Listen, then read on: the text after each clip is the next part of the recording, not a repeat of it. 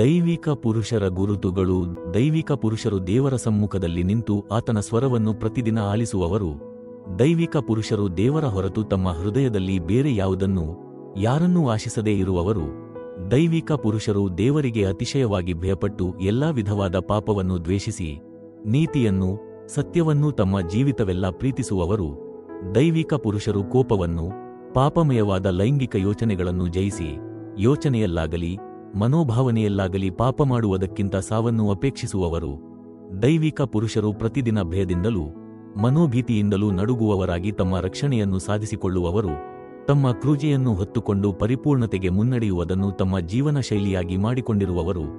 ದೈವಿಕ ಪುರುಷರು ದೇವರ ವಾಕ್ಯದ ಮೂಲಕ ದೇವರ ಸಾರೂಪ್ಯ ಮತ್ತು ಉದ್ದೇಶಗಳ ತಿಳುವಳಿಕೆ ಹೊಂದಿದವರಾಗಿರುತ್ತಾರೆ ಮತ್ತು ಯಾವುದೇ ಚಿಕ್ಕ ಆಜ್ಞೆಗೂ ಅವಿಧೇಯರಾಗಲು ಅಥವಾ ಇತರರಿಗೆ ಅಲಕ್ಷ್ಯವಾಗಿ ಬೋಧಿಸುವುದಕ್ಕೆ ನಡುಗುವವರು.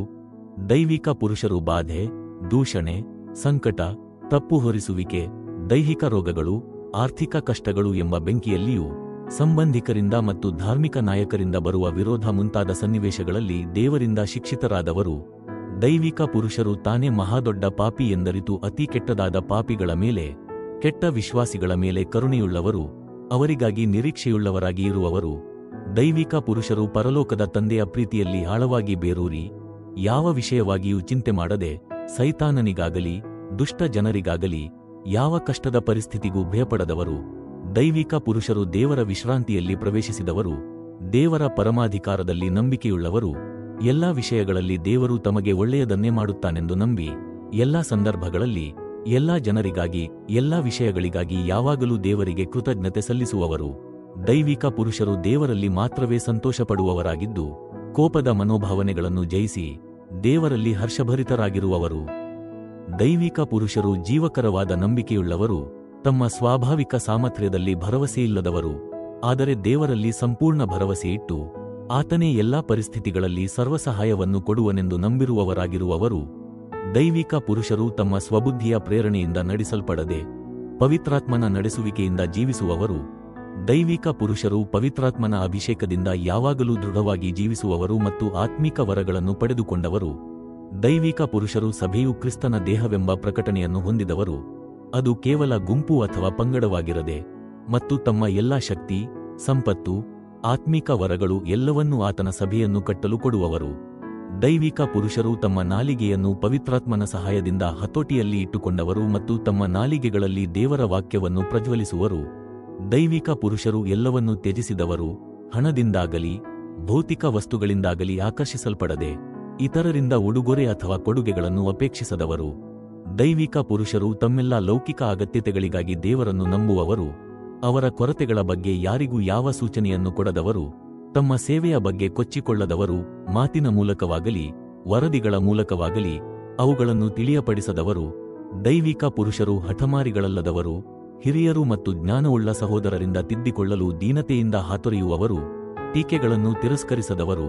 ದೈವಿಕ ಪುರುಷರು ಇತರರ ಮೇಲೆ ದಬ್ಬಾಳಿಕೆ ನಡೆಸದೆ ಕೇಳಿದಾಗ ಮಾತ್ರ ಸಲಹೆ, ಉಪದೇಶವನ್ನು ಕೊಡುವವರು, ಹಿರಿಯರು ಎಂದು ಕರೆಸಿಕೊಳ್ಳುವ ಆಶೆಯಿಲ್ಲದವರು, ಸಾಮಾನ್ಯರಂತೆ ಇದ್ದು ಇತರರ ಸೇವೆ ಮಾಡುವವರು.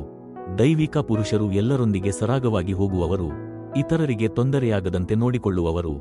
ದೈವಿಕ ಪುರುಷರು ಶ್ರೀಮಂತನನ್ನು ಭಿಕ್ಷುಕನನ್ನು, ಬಿಳಿ ಚರ್ಮದವನನ್ನು, ಕಪ್ಪು ಚರ್ಮವಿರುವವನನ್ನು, ವಿದ್ಯಾವಂತ, ಅವಿದ್ಯಾವಂತ, ಸಾಂಸ್ಕೃತಿಕ ಮತ್ತು ಅಸಾಂಸ್ಕೃತಿಕರನ್ನು ಭೇದಭಾವವಿಲ್ಲದೆ ಸರಿಸಮಾನವಾಗಿ ಕಾಣುವವರು. ದೈವಿಕ ಪುರುಷರು ಹೆಂಡತಿ, ಮಕ್ಕಳು, ಬಂಧುಗಳು, ಸ್ನೇಹಿತರು ಅಥವಾ ಇನ್ನಿತರ ವಿಶ್ವಾಸಿಗಳ ಪ್ರಭಾವಕ್ಕೆ ಒಳಗಾಗದೆ ಕ್ರಿಸ್ತನ ಆಜ್ಞೆಗಳಿಗೆ ವಿಧೇಯರಾಗಿ ದೇವರ ಪ್ರಸನ್ನತೆಯಲ್ಲಿ ಭಯಭಕ್ತಿಯಿಂದ ಇರುವವರು. ದೈವಿಕ ಪುರುಷರು ಸೈತಾನನು ಕೊಡುವ ಗೌರವ, ಹಣ ಅಥವಾ ಯಾವುದೇ ಬಹುಮಾನದಿಂದ ಭ್ರಷ್ಟರಾಗದೇ ಇರುವವರು.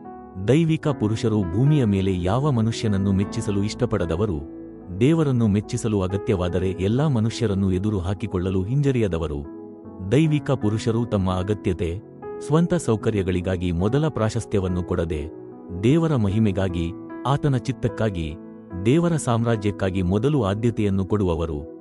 ದೈವಿಕ ಪುರುಷರು ಇತರರಿಂದಾಗಲಿ ಅಥವಾ ಸ್ವಬುದ್ಧಿಯಿಂದಾಗಲಿ ಒತ್ತಡಕ್ಕೆ ಒಳಗಾಗಿ ನಿರ್ಜೀವ ಕಾರ್ಯಗಳನ್ನು ಮಾಡದೆ ಪ್ರಕಟವಾಗಿರುವ ದೇವರ ಚಿತ್ತವನ್ನು ಮಾತ್ರ ಮಾಡುವುದಕ್ಕೆ ಹಂಬಲಿಸಿ ತೃಪ್ತರಾಗಿರುವವರು. ದೈವಿಕ ಪುರುಷರು ಕ್ರಿಸ್ತೀಯ ಸೇವೆಯಲ್ಲಿ ಮನುಷ್ಯ ಶಕ್ತಿಯಿಂದ ಮಾಡುವ ಮತ್ತು ಆತ್ಮನ ಬಲದಿಂದ ಮಾಡುವ ಸೇವೆಗಳಲ್ಲಿರುವ ವ್ಯತ್ಯಾಸವನ್ನು ಅರಿಯುವ ಆತ್ಮ ಇರುವವರು. ದೈವಿಕ ಪುರುಷರು ವಿಷಯಗಳನ್ನು ಪರಲೋಕದ ದೃಷ್ಟಿಯಿಂದ ನೋಡುವವರು, ಪ್ರಾಪಂಚಿಕ ದೃಷ್ಟಿಯಿಂದ ನೋಡದೇ ಇರುವವರು. ದೈವಿಕ ಪುರುಷರು ತಮ್ಮ ಸೇವೆಯ ಫಲವಾಗಿ ಬರುವ ಯಾವುದೇ ಲೌಕಿಕ ಗೌರವವನ್ನು, ಬಿರುದುಗಳನ್ನು ಅಸಡ್ಡೆ ಮಾಡುವವರು. ದೈವಿಕ ಪುರುಷರು ಎಡೆಬಿಡದೆ ಪ್ರಾರ್ಥಿಸುವವರು, ಅವಶ್ಯವಿರುವಾಗ ಉಪವಾಸ ಮಾಡಿ ಪ್ರಾರ್ಥಿಸುವವರು. ದೈವಿಕ ಪುರುಷರು ಜ್ಞಾನದಿಂದ, ಉದಾರವಾಗಿ, ಸಂತೋಷವಾಗಿ, ಗುಪ್ತವಾಗಿ ಕೊಡುವುದನ್ನು ಕಲಿತಿರುವವರು. ದೈವಿಕ ಪುರುಷರು ಇತರರನ್ನು ರಕ್ಷಿಸುವುದಕ್ಕೋಸ್ಕರ ಅನೇಕ ತ್ಯಾಗಗಳನ್ನು ಮಾಡಲು ಸಿದ್ಧರಾದವರು. ದೈವಿಕ ಪುರುಷರು ಜನರನ್ನು ಕೇವಲ ರಕ್ಷಣೆಗೆ ನಡೆಸುವುದು ಮಾತ್ರವಲ್ಲ, ಅವರನ್ನು ಕ್ರಿಸ್ತನ ಶಿಷ್ಯರನ್ನಾಗಿ ಮಾಡಿ ಸತ್ಯದ ತಿಳುವಳಿಕೆಯನ್ನು ಅವರಲ್ಲಿ ತರುವವರು. ದೇವರ ಎಲ್ಲಾ ಆಜ್ಞೆಗಳಿಗೆ ಅವರು ವಿಧೇಯರಾಗುವಂತೆ ಮಾಡುವವರು. ದೈವಿಕ ಪುರುಷರು ಎಲ್ಲಾ ಸ್ಥಳಗಳಲ್ಲಿ ದೇವರಿಗೋಸ್ಕರ ಶುದ್ಧ ಸಾಕ್ಷಿ ಸ್ಥಾಪಿಸುವುದನ್ನು ನೋಡಲು ಹಂಬಲಿಸುವವರು. ದೈವಿಕ ಪುರುಷರು ಸಭೆಯಲ್ಲಿ ಕ್ರಿಸ್ತನು ಮಹಿಮೆ ಹೊಂದುವುದನ್ನು ನೋಡಲು ಪರಿತಪಿಸುವವರು. ದೈವಿಕ ಪುರುಷರು ಯಾವುದೇ ವಿಷಯದಲ್ಲಿ ತಮ್ಮ ಸ್ವಾರ್ಥವನ್ನು ಹುಡುಕದಿರುವವರು. ದೈವಿಕ ಪುರುಷರು ಆತ್ಮಿಕ ಅಧಿಕಾರ ಮತ್ತು ಆತ್ಮಿಕ ಘನತೆ ಇರುವವರು. ದೈವಿಕ ಪುರುಷರು ಅಗತ್ಯವಿದ್ದರೆ ದೇವರಿಗಾಗಿ ಪ್ರಪಂಚದಲ್ಲಿ ಒಂಟಿಯಾಗಿ ನಿಲ್ಲುವವರು. ದೈವಿಕ ಪುರುಷರು ಹಳೆಯ ಅಪೊಸ್ತಲರು ಮತ್ತು ಪ್ರವಾದಿಗಳ ಹಾಗೆ ಸಂಧಾನ ಮಾಡಿಕೊಳ್ಳದಿರುವವರು. ಈ ದಿನಗಳಲ್ಲಿ ಇಂತಹ ಜನರು ವಿರಳವಾಗಿರುವುದರಿಂದ ದೇವರ ಕಾರ್ಯ ಕುಂಠಿತಗೊಂಡಿದೆ. ಪಾಪದಿಂದ ತುಂಬಿದ ಮತ್ತು ಕಲಬೆರಕೆಯ ಸಂತತಿಯು ಸಂಧಾನ ಮಾಡಿಕೊಳ್ಳುವ ಕ್ರೈಸ್ತ ಜಗತ್ತಿನಲ್ಲಿ ನೀವು ದೇವರಿಗಾಗಿ ಇಲ್ಲಿ ತಿಳಿಸಿರುವಂತಹ ರೀತಿಯಲ್ಲಿ ಜೀವಿಸಲು ನಿಶ್ಚಯಿಸಿರಿ.